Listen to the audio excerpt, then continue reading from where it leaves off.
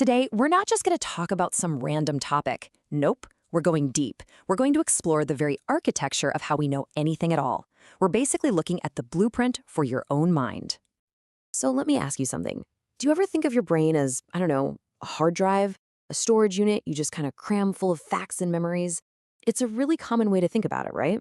But what if I told you that's not just a little bit wrong, but completely wrong?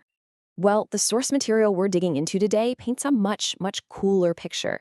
It suggests our mind isn't some static filing cabinet. It's a living, breathing ecosystem that is constantly growing and changing. So, you ready? Let's explore that blueprint. All right, so our journey has to start at the most fundamental level, right? We've got to understand the actual raw materials our mind uses to build every single thought we have. It all kicks off with this thing called data. The material we're looking at calls it the atom of cognition, which is a perfect description. Just think of it as pure, raw signal before it means anything. You know, the sights, the sounds, all the sensations hitting you. It's kind of like the static you hear on the radio before you lock onto a clear station. So, how do we get from that noisy static to a clear broadcast? This slide lays out the journey perfectly. First, something happens out in the world, an experience. Your senses pick it up, they acquire it, and it becomes raw data in your mind. But here's where the magic happens. In step 4, your brain starts hunting for a pattern. And that pattern? That's what we call information. This is the first crucial step up the ladder. Like it says here, it's structured data imbued with relational significance. Or, in plain English, the random dots are finally starting to form a picture because your mind has found a way to connect them. Okay, so now we've got the basic building blocks. Let's look at how the mind actually organizes them into a structure you can use. This is where the real architecture starts to take shape. And that brings us to this idea of a cognitive schema. You can think of these as the mental blueprints, or maybe even the sorting algorithms that your brain runs. So when new information comes flying in, these schemas help you process it super efficiently by fitting it into a pattern you already recognize. From all that information, we build knowledge. Now, according to our source, this isn't just a pile of info. It's way more specific. It's a justified, true belief that's been grounded by your own experience. That means you don't just have the information, you believe it's true, you've got good reason to, and it connects to your reality. So, forget about a neat stack of books on a shelf. Your knowledge base is this dynamic, living system with a few key parts. At its center, you've got the core, which is just the repository of stuff you know. But here's the crucial part. It's a network, a massively interconnected web of ideas. The strength of your understanding really depends on how well connected that web is.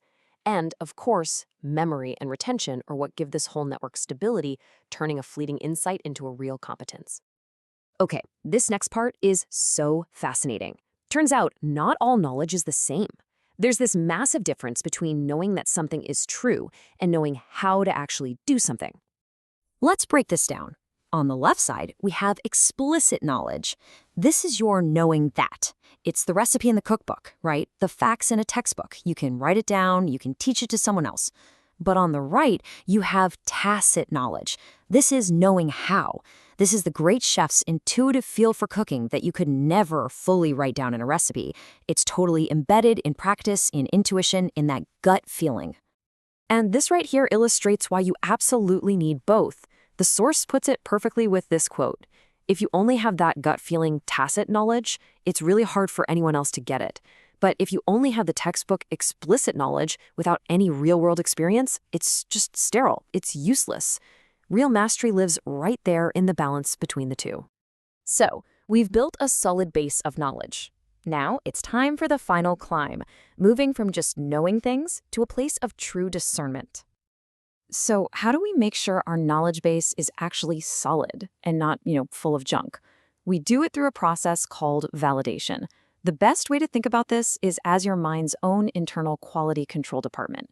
It's constantly checking your beliefs against evidence, against logic, and against what other people have found to be true.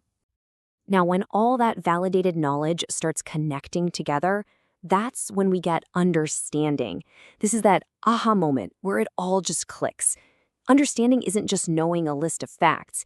It's finally seeing how all those facts link up to form the bigger picture, a coherent whole.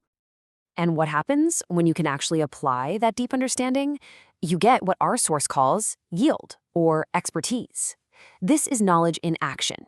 It's when you take what's in your head and turn it into a real skill or a brand new idea out in the world. And at the very, very top of this mountain, we find wisdom. But notice, wisdom isn't about being the smartest person in the room.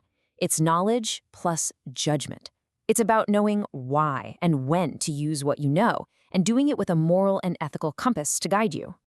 So we've made it to the top, but how do we keep this amazing mental system healthy and sharp? How do we keep it from getting rigid? Well, this last concept is the absolute key. And that brings us to this incredibly powerful tool our source talks about called zero-based thinking. Think of it like an intellectual reset button. It's the practice of intentionally questioning your most basic assumptions to see if they still hold up, and being willing to rebuild what you know from the ground up, from first principles. Now, this whole process isn't about destruction. Far from it. It's more like a purifying force. It's the self-correcting principle that stops our knowledge from becoming stale and outdated. It's what ensures that even our deepest wisdom stays flexible, humble, and always open to renewal. So, if there's one thing to take away from all this, it's that your knowledge is not some static monument carved in stone. It is a living, breathing system. And that brings us to our final question for you today. Knowing this, what foundation will you choose to rebuild today?